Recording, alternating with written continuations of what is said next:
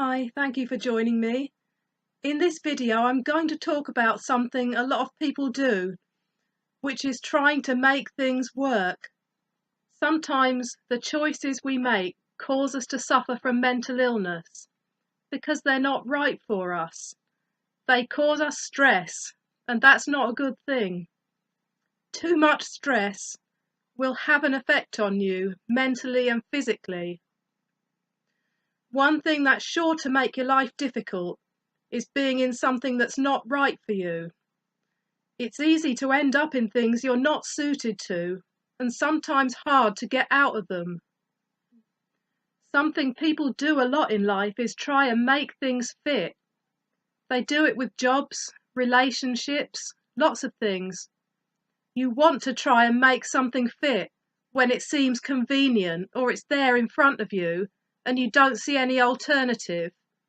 Having nothing there that you can see is scary. It doesn't mean there really is nothing. It's just that you haven't found it yet. But when the landscape looks bare, you feel a need to grab at anything. I've done this many times before, but it never worked out well. When you try and make things fit, you end up with a life full of things you don't like, which will only cause discontentment, which ultimately can make you ill. You are who you are, and some things will work for you, some things won't. The same rules apply in all areas of life, but to give an example of where I went wrong in the past, I'm going to talk about work. I had a job trying to sell perfume for a while. I wasn't very good at it. I didn't make many sales. I tried to make it work as best I could because I needed the money, but it wasn't a good fit. It was boring as hell, and I did not feel comfortable approaching people and trying to persuade them to buy. I couldn't think of anything special to say about it because it was just another perfume. I didn't have any confidence or belief in what I was doing. I'm not a natural salesperson, and you're under pressure to sell. It was just all wrong, and I didn't want to be doing it. So it's no surprise that I didn't do very well at it. Also, I did network marketing, also known as pyramid selling or MLM. It's self-employment. You sell the products and recruit other distributors, and you earn commission. I wanted so much to make it work, but I hated doing the activity. I was very uncomfortable doing it. Selling is not easy. Talking to strangers and trying to get them interested is not easy. So again, I didn't have much success at it, and it was very demoralizing. It wasn't that the system didn't work, it was just that I was mismatched.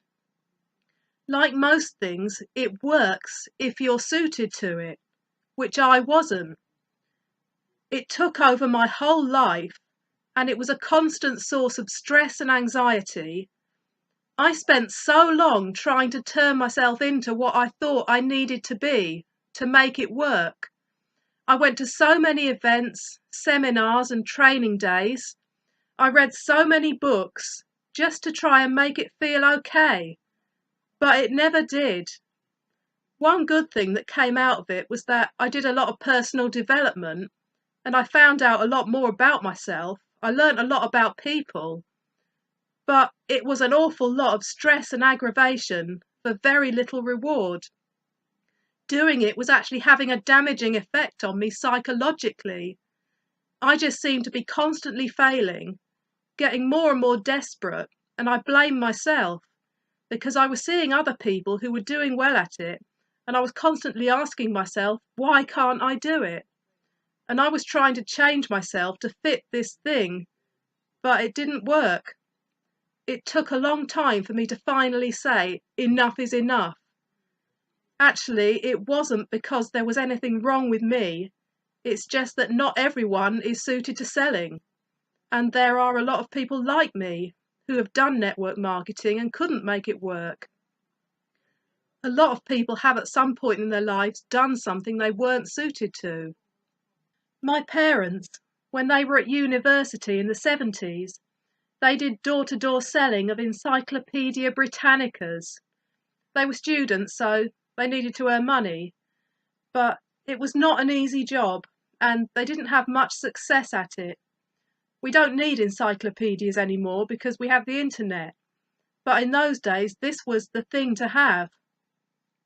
They were taken to this estate and made to go round knocking on people's doors, trying to sell them these encyclopedias which they didn't want and couldn't afford. My dad said he knocked on this one door and this man came and opened it. He went through his sales pitch and the man said, "You're not very good at this, are you?" And he said, "No, I'm not. I could tell you why not to buy them." They didn't do it for very long. My mum said she felt awful doing it. She just felt it was wrong and immoral, trying to sell these things to people who couldn't afford them. Some things a lot of people are not suited to. You need to be doing something that matches your skills and your personality. You have to play to your strengths. It's very hard to be successful at something you don't enjoy. You have to think carefully about what you do and take the time to think about what you need. Try to identify your strengths, what works for you and what doesn't, so you don't end up in something you're not suited to, because just grabbing at anything can land you in misery. If you do something you're not at ease with, it will lead to illness. If you try to be something you're not, it will lead to illness. You can't be happy if you're not being true to yourself. If there's one thing I've learned as I've gone through life, it's that you can't force something to fit when it doesn't. That's one sure way to make yourself ill.